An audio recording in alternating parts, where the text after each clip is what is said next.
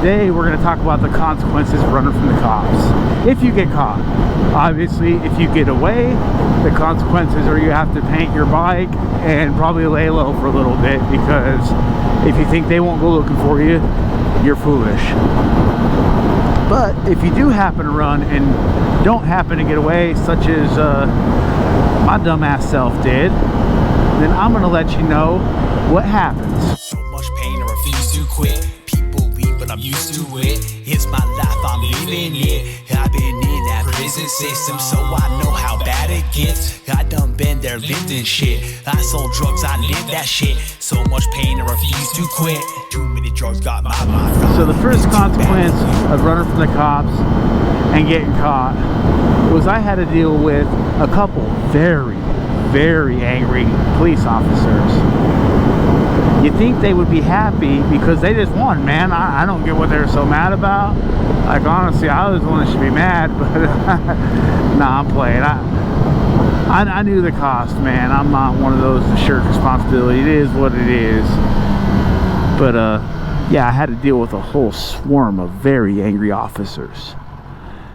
And then I had to sit in jail for a couple days because in the county I'm in, you can't bond outright. They don't give you a bond on felonies right away. You got to go to court.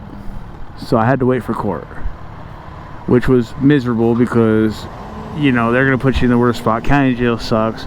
You don't want to do it. It's horrible.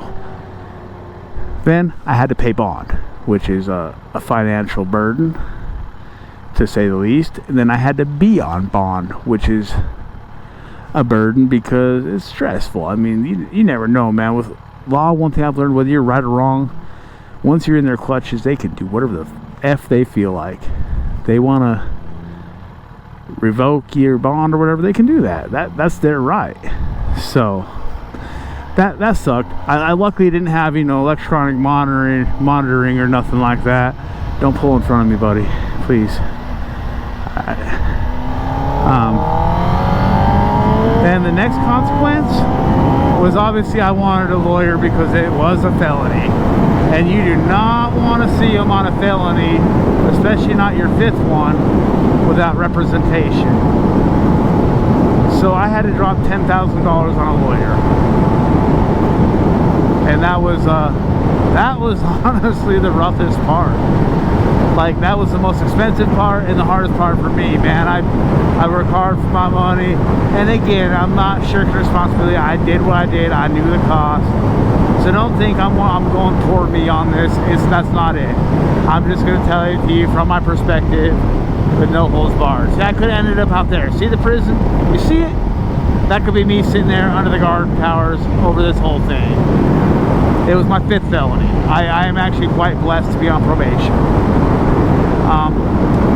The next consequence was court dates.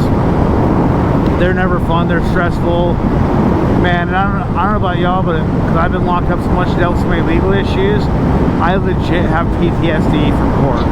Like, when I go into court, I almost did my arm out there. When I go to court, I start sweating, shaking, man. And it could be, I've been to civil court, and it's the same thing. You know what I mean? Like, it just, my body has bad reactions to it. I'm definitely traumatized. Which brings me to my next consequence of running from old Johnny Law, the stress. Now, nobody talk about this because I could have had to leave my family. Like, this could have whole ass cost me my freedom, cost me everything I've worked so hard for. Like, I could have lost a lot over this.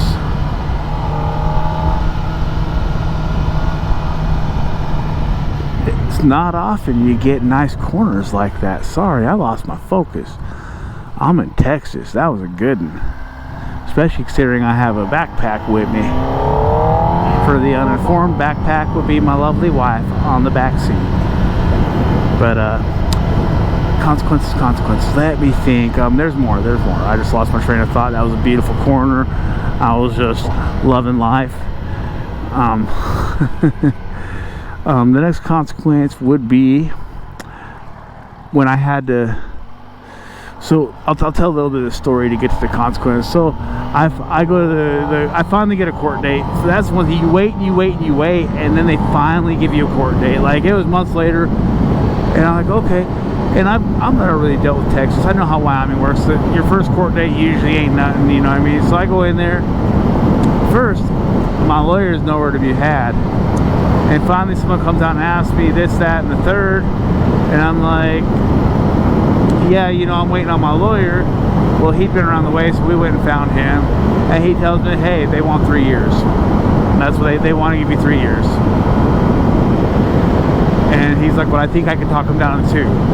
And keep in mind, the whole time this lawyer's like, oh, you don't want probation, you just want to, he's like, you just want to go to prison, get it over with. Probation gives you stuff over your head. I'm like, no, I've been to prison. I want probation, I assure you. Like, I'm not trying to go back, especially not here in Texas. They don't have air conditioning. It gets hot. When people get hot, they get angry, and they get angry, they fight. Not that I'm afraid of fighting, but I don't want to spend the next couple summers fighting. So he tells me that, and I was like, well, man, see about probation. Like, I'd much rather probation. I'd feel a lot better about it. You know, he's like, all right, well, I'll see what I can do. He tells me, you know, go home, stick by the phone. So I go home, I'm stressed out, man. Something, like, I legit, and I really don't want to say this, but I'm trying to be as open as I can on this channel. I contemplated unaliving myself. I really did. I more than I think I ever have. It's just I've done 12 years. I knew it was coming if I go, and it's just I don't know. It hit me a certain sort of way. I felt a certain sort of way about it, and yes, I did it to myself. But that is legit how I felt. So then he calls me a little bit later, and see, that's why I don't speed on these country roads where I can't see.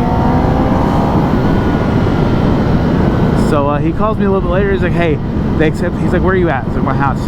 They accept the deal. Come down here. He's like, they want to give you 6 years probation. I'm like, whoa, that's a bit more than I anticipated, but okay. So I run down to the courthouse. I think I'm just signing a deal, and then we're going to set a sentencing. Oh no, they sentenced me right then and there, guys.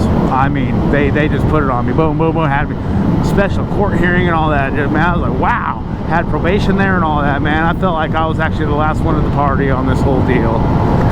I honestly, in a way, feel like this is what they're aiming for the whole time, but they got to shake you, scare you into accepting, otherwise people fight. But I don't know. It was my 5th felony. Usually you don't get probation, so I feel lucky. And yeah, those are the consequences. Now I'm dealing with 6 years of probation. I can get off after 3 with good behavior. I'm aiming for that. I'm kind of keeping my shit tight, but I pay $60 a month, which comes with a $4 service fee, and I tried paying ahead, and I still pay a $4 service fee each month. I got to pay for each UA, I got to deal with a PO, I got to get travel passes every time I want to leave the county. I got, my whole life is upside down right now, and it's not bad. It's actually, I've been on a lot of paper, and this is the easiest one. Like, usually, it's horrible, but I'm usually not. Man, I'm legit just doing the right thing on this one, guys. Like,